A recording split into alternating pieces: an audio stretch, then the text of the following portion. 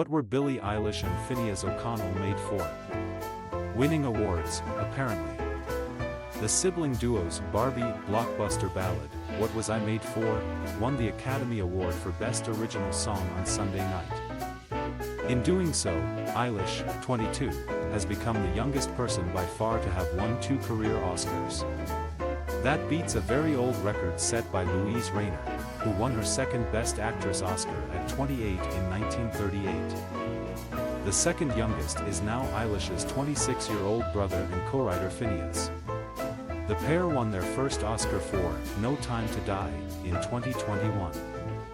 Hilary Swank and Jodie Foster, a Best Supporting Actor nominee this year, are the only others to win 2 before 30. Thank you so much to the Academy. I feel like, I just didn't think this would happen, Eilish started her speech.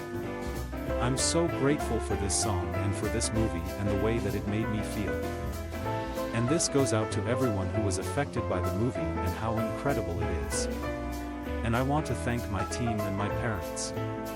I love you guys so much. She continued, I want to thank my best friend Zoe for playing Barbies with me growing up. And being by my side forever, and was met with laughs from the audience. I want to thank my, dance teachers growing up. I want to thank my choir teachers. Miss Brigham. Thanks for believing in me. Mrs. T, you didn't like me, but you were good at your job.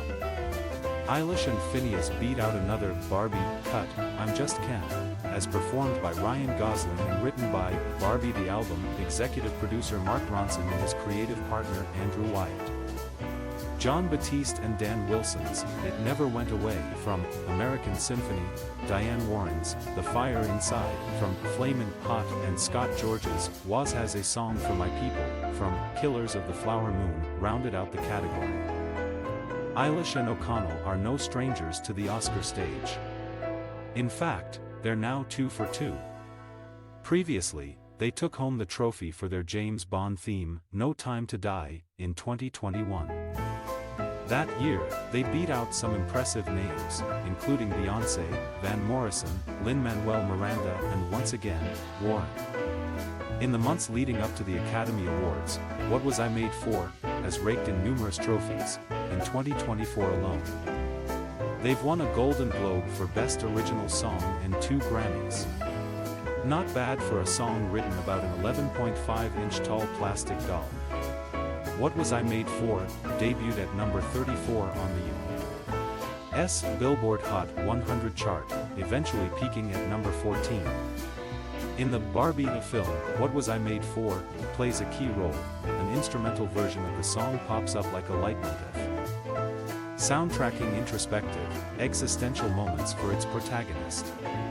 Eilish's voice isn't heard until the final scene, but at that point, the audience is well prepared for its emotional impact. Clearly, the duo excel at making music for movies. Before Barbie and Bond, 3 songs they wrote made it on Disney's Turning Red soundtrack, pulling heavily from the likes of *NSYNC and the Backstreet Boys. In another music category, Ludwig Göransson won the Academy Award for Original Score for his work on Oppenheimer.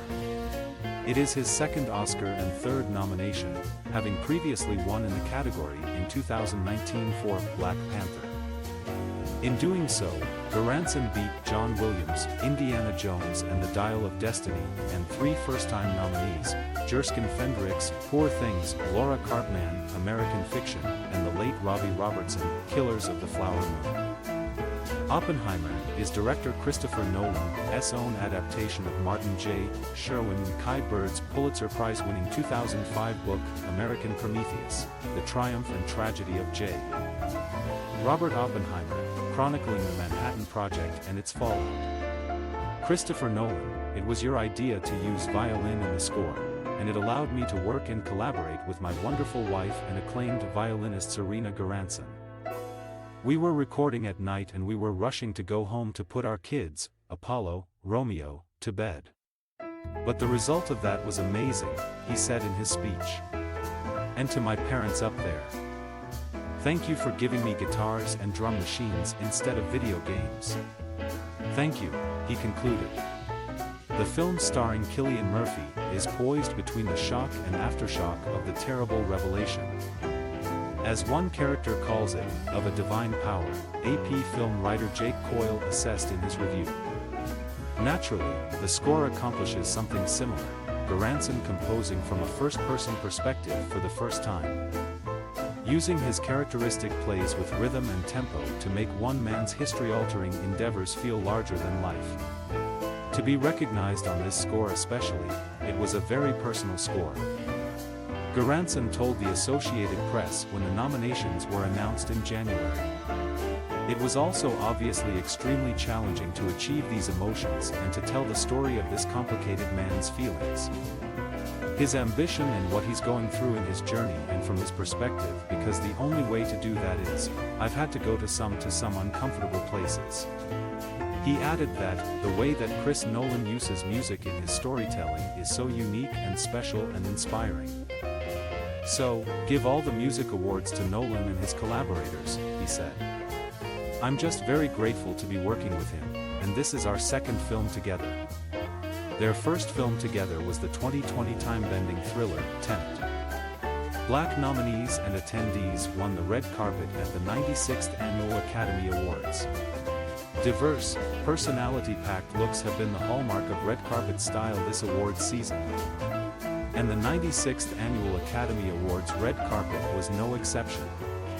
On Sunday night, old Hollywood glamour, cowboy core, icy pastels, classic black, socio-political style statements and more all found a home on the cherry red carpet outside of the Dolby Theater in Los Angeles.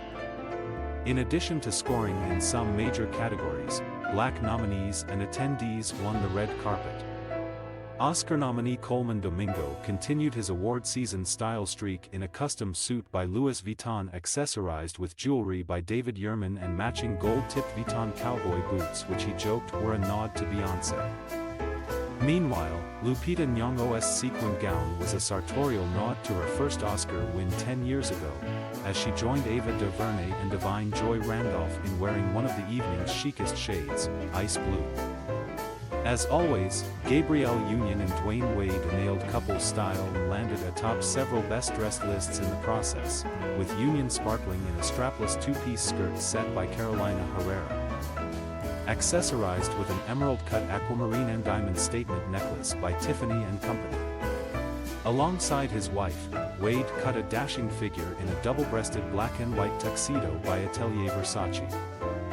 In addition to her astounding talent, Divine Joy Randolph has been a style star all award season, turning heads with look after look. The actress and self-described fashion girl accepted her Academy Award for Best Supporting Actress in The Holdovers, a role for which she reportedly drew on her grandmother's style, in a dreamy pale blue sequin and shredded chiffon Louis Vuitton gown. Continuing a pastel trend some red carpet commentators dubbed mermaid core. While the looks were, by and large, delightfully varied, some other prevailing trends emerged. The evening saw several notable metallic moments, including on E! News red carpet host Zuri Hall, who evoked the Oscar statuette in a gold strapless dress by Rani Abu Hamdan Couture, and her colleague Laverne Cox, who wore a black and gold gown from the Mugler archives. Several actors also used their looks to reference their on-screen personas, including Domingo, who has been wearing a ring once owned by Bayard Rustin since the awards season kicked off. Cynthia Erivo also gave a playful nod to her upcoming starring role as Elphaba in Wicked, wearing a witchy green custom leather gown and cape by Louis Vuitton. In a sea of classic black, Issa Rae also opted for deep green, donning an inky olive-colored gown in sequins and velvet. While many male Oscar attendees kept it classic in black tuxedos, several others used Hollywood's biggest night to push the boundaries of formal wear.